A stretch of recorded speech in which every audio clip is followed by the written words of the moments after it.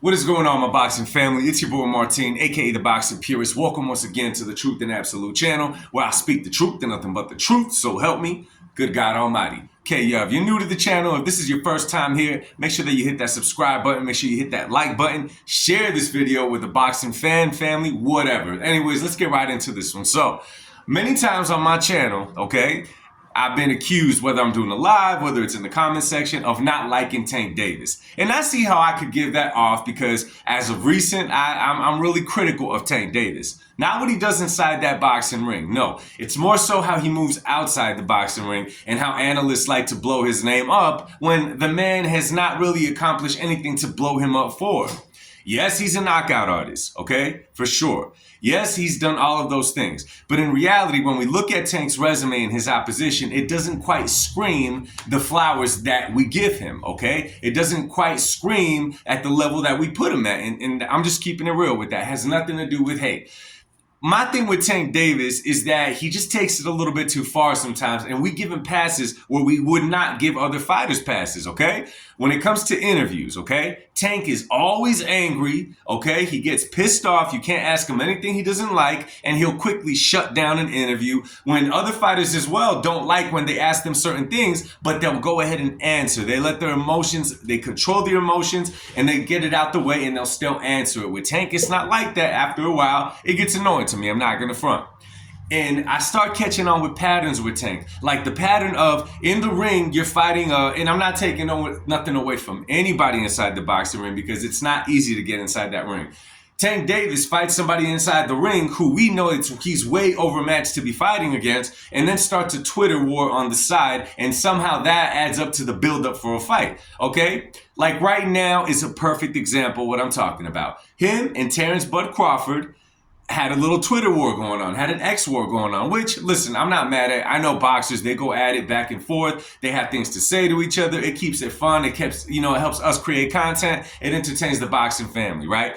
But at the same time, there is taking it too far. Well, like a lot of you guys know, Tank Davis took it way too far with Terence Bud Crawford when he started talking about the man's kids and the man's wife, particularly calling her a big woman, which, listen, man, Terence Crawford, when it comes, I've had my critiques in the past of Terence Crawford. Nonetheless, leave the man's wife and his kids out of the picture, man. That has absolutely nothing to do with it. You want to say anything about Terence Bud Crawford, the fighter, whatever. Once you bring a man's wife into it and the kids, it's like, bro, now you're opening doors to major criticism on yourself.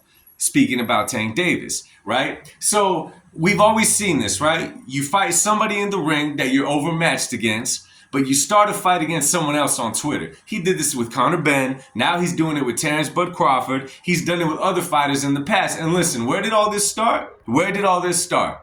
This started because Tank, even though he doesn't want to admit it, he was sour about not being invited to the event in London with Turkish Al Sheikh and the whole Ring Magazine convention, okay? He was sour about it. And how do I know he was sour about it? A lot of people are saying, oh, he didn't kiss the ring on Turkey. He didn't do this and that. Listen, the only reason you put something like that out is because you're sour about it, that you were not a part of it. You seen Devin Haney there. You saw Shakur Stevenson there. You saw Teofimo Lopez there. You saw all these dudes there. Somehow you were not invited to the show. Now, what does that tell you? What does that tell you?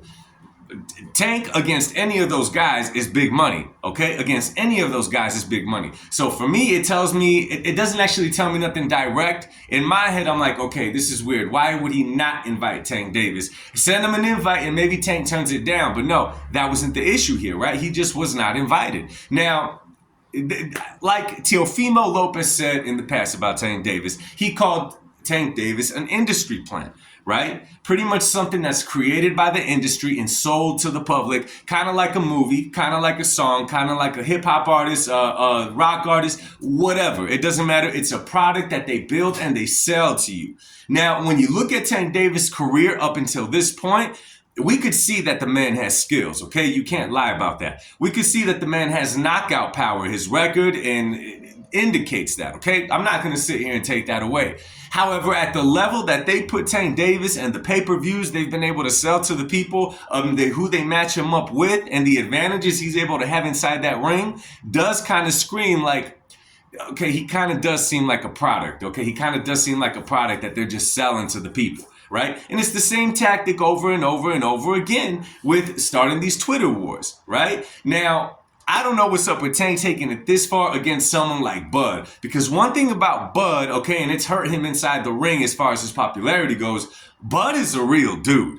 Okay, Terence Crawford is a real dude. His persona, he's not really flashy, he's not really loud like that. Bud kind of keeps to himself, kind of that mean character that he holds to him. You know what I'm saying? That's who Bud is. Not that he's out there being mean to people, but you can see that he's a solid individual. He keeps it real. He is not one to mess with. Okay.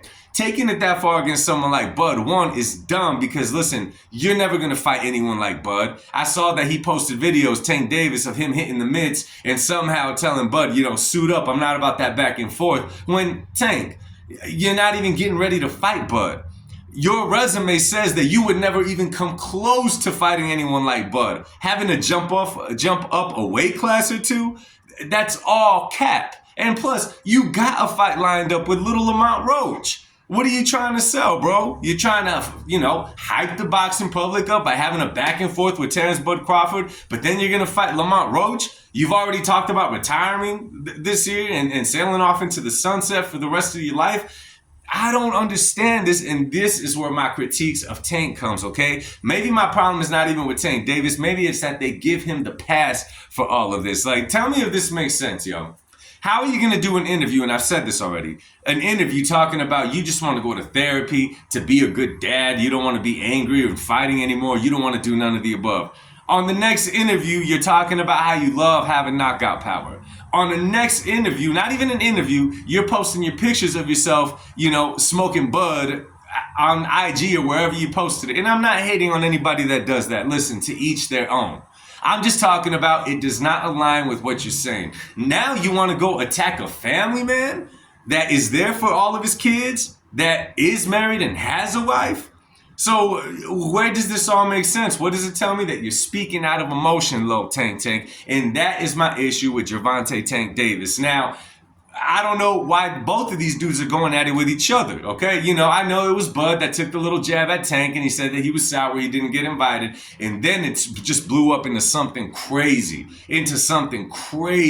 okay? But obviously, these two are never going to meet inside the ring. So what is the purpose of Tank Davis, again, posting videos of him hitting the mitts, doing his thing, and then telling Bud, like, I'm not about that back and forth stuff? How does that make sense? Like, this is the normal Tank tactic that hypes some people up enough to watch his next fight and be like, yeah, Tank's no one to mess with. But I'm going to be real with y'all, okay? I'm just going to keep it real.